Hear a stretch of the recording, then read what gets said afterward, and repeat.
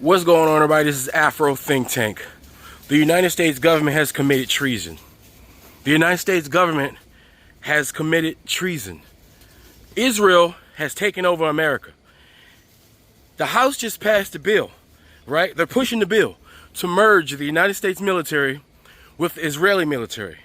Because the Israeli country, the failed state, the terrorist state, the state that's currently committing genocide, the state that every other country is condemning right now for their genocide, has paid off, threatened all of their owned politicians in America, and they have the nerve to commit treason and merge our militaries with that genocidal failed state military so they can continue to suck the blood from the American people, so they can continue to finance their move towards greater Israel. This would have never happened under a competent president, whether Democrat or Republican. This is the United States of America, not the United States of Israel. This is the United States of America, not the United States of Israel. This is high treason. This is high. Israel and the United States, the neo-Nazi administration, the treasonous administration, just made sure that we will forever have to finance and take care of Israel so they can commit their genocide, so they can grow their greater Israel, their ambition. And they're using Donald Trump, the most inept, most irresponsible, most natural disaster president in the history of America after any president that owned slaves, because all of those presidents that owned slaves were much worse than Donald Trump, just by default. This is the only environment in which Israel could possibly infiltrate America to the point to why not only we financing their genocide, financing their universal health care, financing their free housing and all of their socialist government policies, but now we have to finance all of their genocide murdering around the world. This is high treason. Now, if you are an American, I don't care if you are a conservative American. I don't care if you are a liberal American. I don't care if you're a progressive, if you're a centrist, if you're a corporate. It doesn't matter what kind of American you are at this point. I don't care if you're an ethno-nationalist. I don't care if you're a black power ethno-nationalist. I don't care what you are. If you are an American citizen, you should be offended. You should be offended by this right here. Who the hell is that little bitch-ass country to dictate us, America? Are you kidding me? We're already losing troops right now on behalf of Israel. How many more American troops who raised their hand to protect and serve America? How many of them got to continue to die to protect and serve the tyrannical, genocidal government of Israel? At what point do we take a stand? At what point do we have some Luigi-like tactics, Luigi-like solutions to the problem? At what point does the Second Amendment actually get used for what it was supposed to? Huh? When we have a tyrannical government, do we not have a tyrannical government now? Where are you militias at right now? This is serious. This is not a joke. While we're all fighting about the little social shit they give us to fight about, while we're all struggling for groceries, right? We just committed billions upon billions of dollars to Israel again. Oh yeah, and the government just asked for umpteen worth of trillions of dollars so they can continue the illegal war in Iran. A war no one asked for. A war the whole world has to suffer for because it's slowing down commerce. Because it's slowing down the movement of goods and services around the world. Donald Trump is a natural disaster. And this administration is committing treason on all Americans. All Americans. All Americans should be irate because they're doing this knowing that we don't want this. They don't care what you want. They don't care about your gripes and the things that piss you off. They don't care that you can't afford groceries. They don't care that your housing expenses are too much. They don't care. As long as they can give money to Israel. As long as they can support that failed state. Because without the American taxpayers' money, Israel will crumble and fall.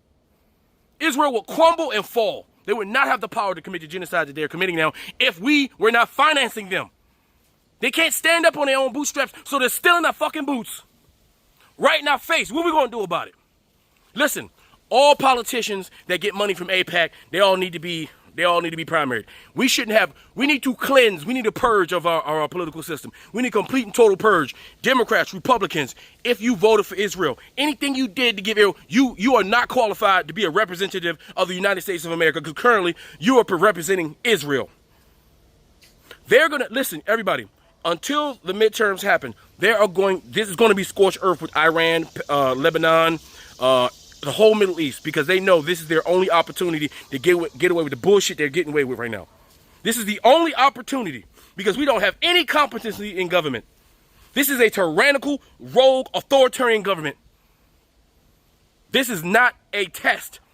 This is not a test of the emergency broadcasting system. This is the emergency broadcasting system going off. This is not a test. This is a real emergency. Wake up.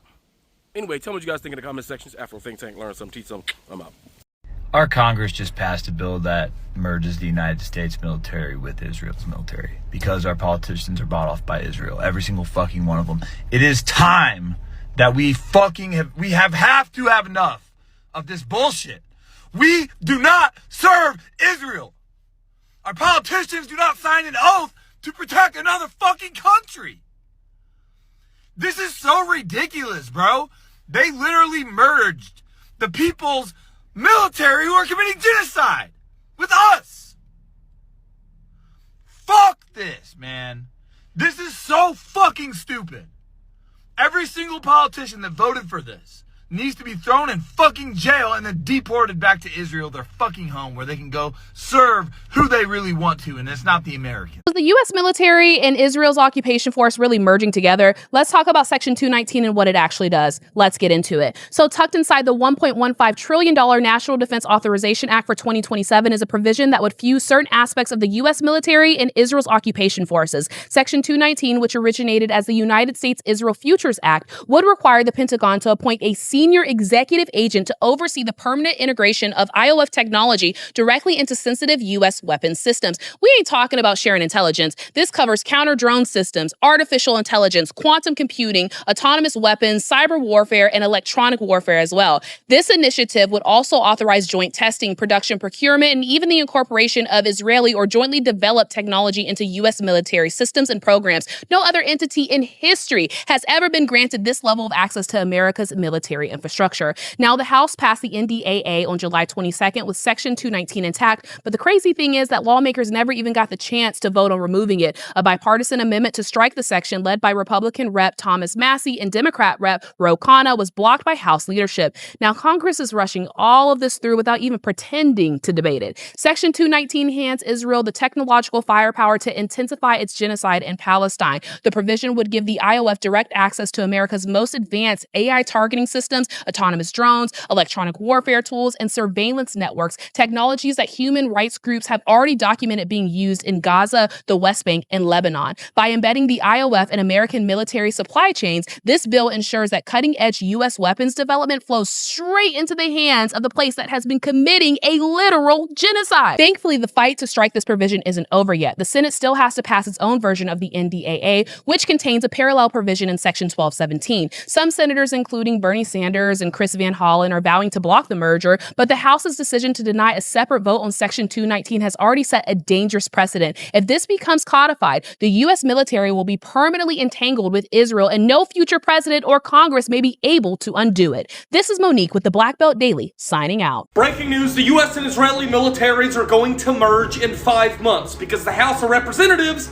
has just passed the bill. H.R. 8800, the bill that will integrate the IDF and the American military, has just passed by a vote of 219 to 206. And this bill will now move to be voted on in the American Senate, which is extraordinarily more pro-Israel. It's almost guaranteed to pass. I mean, just look at the offices of the senators. These congressmen are going to vote on a bill that will merge the IDF, the American military, merge intelligence, meaning the Mossad is going to get everything on us. And it also allows Israel to conduct cyber warfare against me and you and Americans. And after the Senate passes it, it's going to be up to one man to sign the bill into law. That is Donald Trump, who has already stated that he's going to be signing this bill, which is endorsed by Netanyahu. Shocking. Last week, the Congress tried to pull Israel out of the bill, and that was blocked, and now they just passed it to make it law. American politicians just committed treason by voting to integrate the Israeli military with the American military,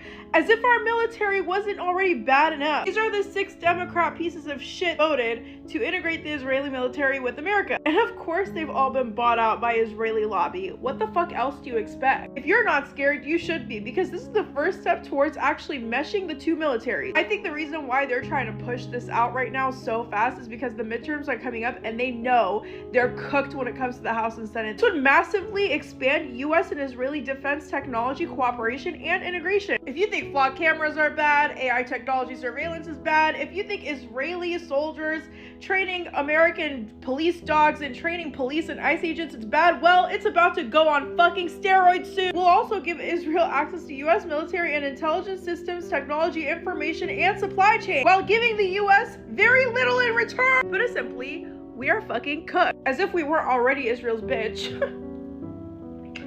Oh, at this point, Israel will be dog walking the US, bro. A bill to merge the US and Israeli militaries just passed the House. Only 7 Republicans voted against it, 6 Democrats voted for it, and the decision has some irreversible consequences. NDAA Section 219 will force the US and Israeli militaries to co-develop AI, joint weapons production, and drone production. But the part that can't be undone is a fusion of our data. Once American data has been handed over to Israel, you cannot just unwind that. Israel is infamous for having some of the most sophisticated spyware in the world. During the current war in Iran, Israel has even been caught spying on American officials and attempting to sabotage negotiations. Now, why is this not on the front page of every major outlet right now? Well, mainstream media is dead, so our journalists over at Interval are working around the clock to not just highlight the stories that matter, but also the angles we know we're not getting. Oftentimes, the stories that are getting suppressed or outright censored. We can only push for change if we are staying informed and not manipulated. So I hope I catch you over on interval.news